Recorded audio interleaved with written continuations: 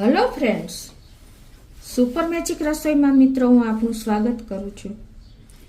આજે આપણે પગની પેની મોસ્ટ ઓફ લગભગ લેડીઝને દુખતી જ હોય છે, તો એનું સોલ્યુશન આજે હું તમારી સાથે શેર કરું છું.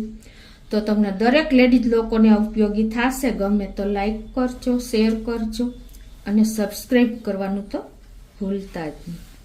તો મિત્રો આજે આપણી લાઈફસ્ટાઈલ એવી થઈ ગઈ છે ને કે લગભગ બહેનોને પેની દુખતી હોય છે. અમુક એજ થાય એટલે વધારે દુખવા માંડે છે અને એટલી બધી હેરાન થાય છે. મેં જોયું જ છે કે એ લોકો ચાલી પણ નથી શકતા અને પગ પણ નીચે નથી મૂકી શકતા અને પછી ડૉક્ટર પાસે જવું પડે. ડૉક્ટર ચપ્પલ આવે એ પહેરવા પડે છે અને બહુ હેરાન થાય છે.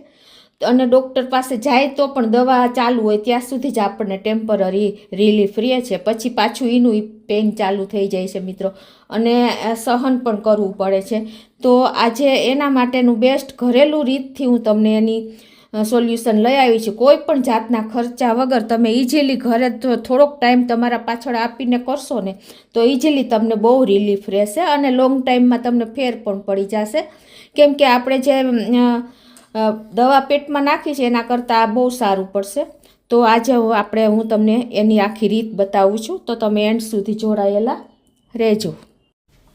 તો મિત્રો આપણે પગની પેનીના પેઇન પાછળ એટલે કે દુખાવા પાછળ આપણે ઘરેલું રીતથી ચાલુ કરીએ છીએ ને એમાં શું વસ્તુ લેવાની છે કે આપણે જે આ ફટકડી આવે છે ને એ ફટકડી લેવાની છે. અને આ ફટકડી તમને કોઈ પણ કરિયાણાવાળાની દુકાને ઇઝીલી મળી જશે.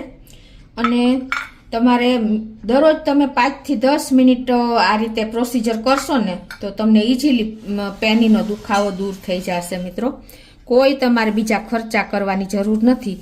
તો હવે એના પાછળ આપણે શું કરવાનું છે, આ ફટકડી હોય ને એનો આપણે પાવડર બનાવી લેવાનો છે. આ રીતે તમારી પાસે ખાયણી હોય ને એમાં તમે આ રીતે ભાંગી નાખવાની છે. અને આ ફટકડી મિત્રો જો સાવ પોચી હોય છે, ઇઝીલી ભૂકો થઈ જાય છે. આમાં ટાઈમ પણ નહીં લાગે મિત્રો. આપણને દુખાવો થતો હોય તો એની પાછળ આપણે 5-10 મિનિટ તમે દરરોજ તો કાઢી જ શકો. આપણે દવા લેવી એના કરતાં બેસ્ટ સોલ્યુશન છે. તો જો ઇઝીલી આપણે ભૂકો પણ બની ગયો જુઓ. તો જો આ રીતે આપણે 1 થી 2 ટેબલ સ્પૂન જેવો આપણે ભૂકો કરી લેવાનો છે. અને હવે શું કરવાનું છે આપણે કે ગેસ આગળ આવશું અને ગેસ ઓન કરી અને આપણે એમાં પગ ડૂબે ને એટલું 2 લીટર જેવું પાણી નાખી દેવાનું છે.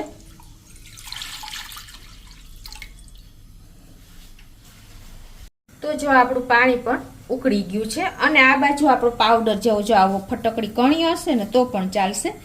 એ આપણે 2 ટેબલ સ્પૂન જેવી મેં કરી છે એ આપણે આમાં નાખી દેશું.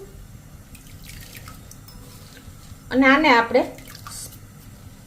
ફટકડી ઓગળે ને એટલું જ ગરમ કરવાનું છે.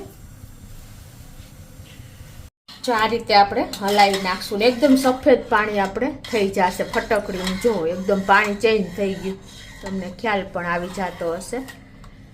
એટલે હવે જો આપણી ફટકડી પણ ઓગળી ગઈ છે અને પાણી પણ આપણે ગરમ થઈ ગયું છે. તો હવે એને આપણે એક ટબમાં લઈ લેશું. તો હવે છે ને આને આપણે ટબમાં નાખી દેશું.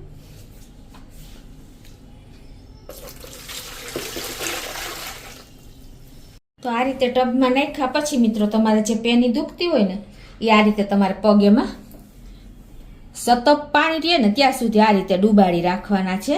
એટલે તમારા પેનીનો દુખાવો ગાયબ થઈ જશે મિત્રો. એટલી આ ફટકડી વાળું પાણી કામ કરે છે આપણી પેની માટે. કાંઈ પણ તમારે બીજું વસ્તુ લેવાની જરૂર નથી.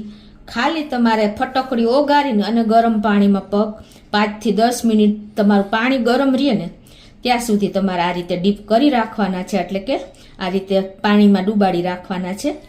એટલે ઇઝીલી તમારા પેનીનો દુખાવો મિત્રો તમને ઇઝી ઊંઘ પણ આવી જશે અને જરા પણ પગ નહીં દુખે. કોઈ પણ જાતનું તમારે કાંઈ ટેન્શન જ નહીં રહે. જુઓ તો આપણે પેનીનો દુખાવો થવા પાછળનું કારણ પણ તમને આપણને ખ્યાલ જ હોય છે કે આપણે આ લેડીઝ લોકો આખો દિવસ કિચનમાં ઊભા જ હોઈએ છીએ. એટલે અમુક ટાઈમે તો પેનીનો દુખાવો ચાલુ જ થઈ જાય છે અને એ દુખાવો આપણે એટલો પેન કરે છે કે મિત્રો આપણાથી સહન નથી થતો અને આપણે ચાલી પણ નથી શકતા. તો તમને મેં આ ઇઝીલી ઘરેલું રીત બતાવી છે. કાંઈ પણ ખર્ચા વગર તમે આ રીતે જો કરશો ને તો અઠવાડિયામાં તમારી પેનીનો દુખાવો ગાયબ થઈ જશે મિત્રો. તો તમને ચોક્કસ લેડીઝ લોકોને આ વિડીયો ઉપયોગી થશે. તો તમને ગમે તો લાઈક કરજો, શેર કરજો અને સબસ્ક્રાઈબ કરવાનું તો ભૂલતા જ નહીં.